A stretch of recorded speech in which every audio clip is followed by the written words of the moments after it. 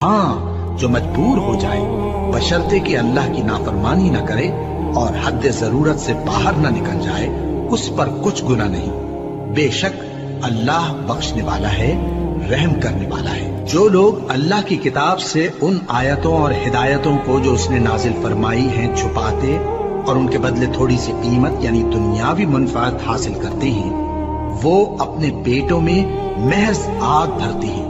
ایسے لوگوں سے اللہ قیامت کے دن نہ کلام کرے گا اور نہ ان کو گناہوں سے پاک کرے گا، اور ان کے لیے دکھ دینے والا عذاب ہے۔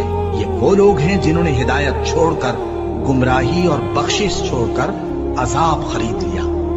یہ آتش جہنم کی کیسی برداشت کرنے والے ہیں۔ یہ اس لیے کہ اللہ نے کتاب سچائی کے ساتھ نازل فرمائی، اور جن لوگوں نے اس کتاب میں اختلاف کیا وہ ضد میں آ کر نیکی سے دور ہو گئے ہیں۔ نیکی یہی نہیں کہ تم